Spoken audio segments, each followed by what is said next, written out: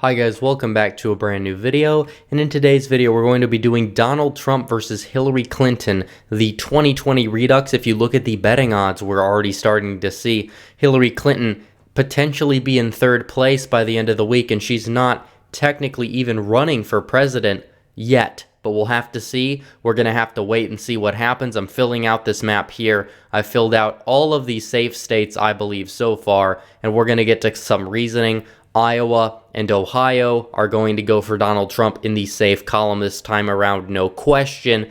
Hillary has remained unpopular, even though she has the potential to get the nomination very easily. This was a whole orchestrated Ukraine plot by the Clintons, more than likely, to take down not only Trump, but also Joe Biden, so she could get back in the race. She believes it's her turn. She believes Trump is an illegitimate president, and we'll probably see her jump in. If she decides to run, she'll probably jump in by the end of the year, if not early January, and probably just in time to get on the ballot in the Iowa and New Hampshire primary. So we'll have to look at this map and see how it would go down.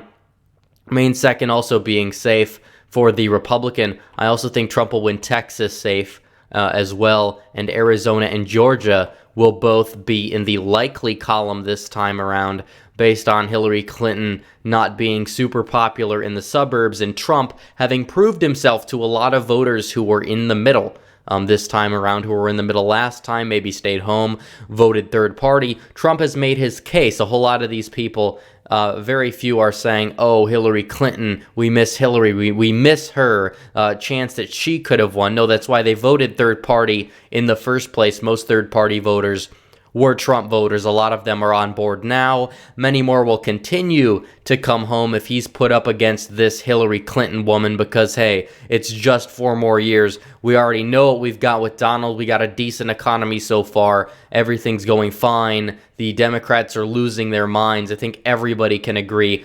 But that's beside the point. Hillary would win Washington, likely, and Trump would narrowly pick off the state of Oregon. That's how unpopular she would be on the general election stage. I believe Oregon could easily trend 10 points because Trump will have the Rust Belt in the bag, and he will have the ability to target Oregon so he could win the state of Oregon.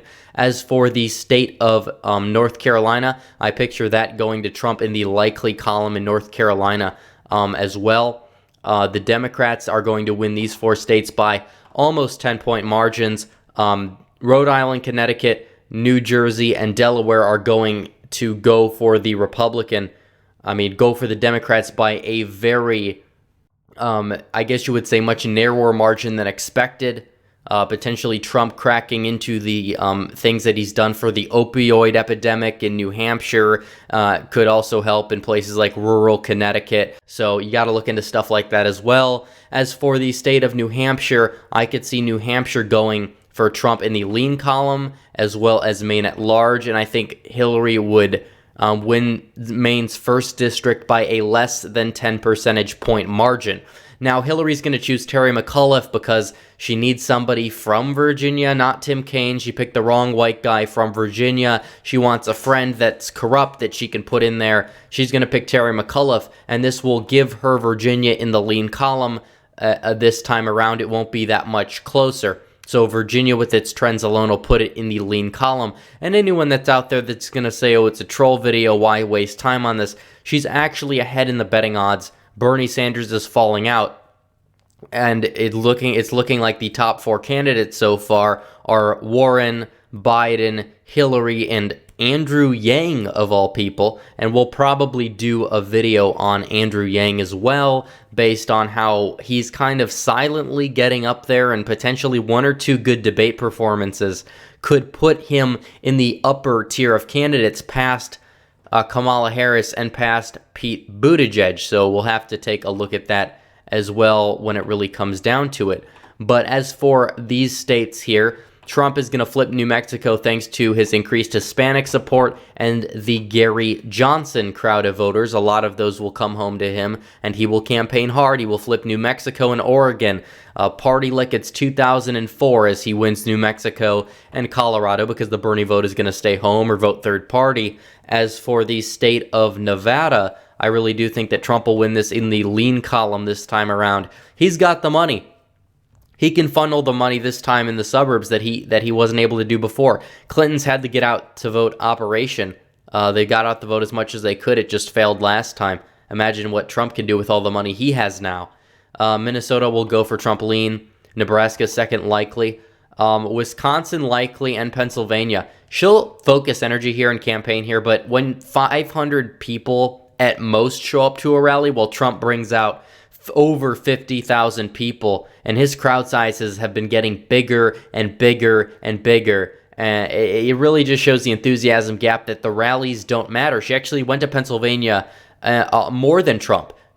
She got the vote out in Philly more than Obama did in 2012, and she still lost the state. She got the vote out not as much in Michigan, but she went to Michigan roughly the same amount of times as Trump did. She knew it was going to be close. The only state that was really missed is Wisconsin, so it's kind of a perpetuated myth that Hillary Clinton ignored the Rust Belt, because she went there over the past week, especially in places like Michigan, going to Ann Arbor, going to Philadelphia. It just wasn't enough. Michigan, I think, will still be a tighter race than Wisconsin. I think Wisconsin could be like an 8-point win. Pennsylvania, 6-point win. Michigan's going to be more like a 4-point win for Trump. I think that Trump is going to be able to win my home state here, and he'll also win the great state of Florida. Lean, not likely, because Hillary has more appeal to the boomer Democrats than I think a candidate like Elizabeth Warren would, but she's such a terrible candidate that it's not going to be a razor-thin margin. This will be a brutal election, but the unspoken silent majority will truly rise up in this prediction, because as big tech becomes more and more indoctrinated and regulated into something that has been a political tool, a political wing for the Democrat Party, apparently more than it was last time around, I think people will start to catch on to it a little bit more once they realize how terrible Hillary Clinton is, and they will not be able to just push Trump aside, because the people that strongly disapprove of Trump are not as high in this country as the media would like you to believe. There's a big gray area of people in the middle, people that somewhat approve, somewhat disapprove. It might not be a whole lot of people, because a lot of people have their minds set. But I definitely think that Donald Trump will beat Hillary Clinton by a much wider margin than he did last time, and polls, I think, are going to still show it to be close. We're probably going to start to see some polls coming out soon that might have these candidates together. Nationwide, it's going to be tight, but I think Trump wins the popular vote by like 3 or 4. He has the mandate now, and we'll see what happens. But for right now, I'm trying to be a little bit more generous to Hillary Clinton than I was in my last election prediction, but I still think that Satan is going to go down big this time around as well, and she will be Adlai Stevenson, 2.0, William Jennings Bryan, 2.0 in terms of failed attempts. She's going to be 0 for 3. Give it a few more election cycles, she'll be 0-16, just like the 2008 Detroit Lions. So thanks everybody for watching. Please like this video, please comment down below, and hit that big red subscribe button so you never miss another video, and also hit the bell for notifications so you never miss another video. Thanks everybody for watching. Red Eagle, out.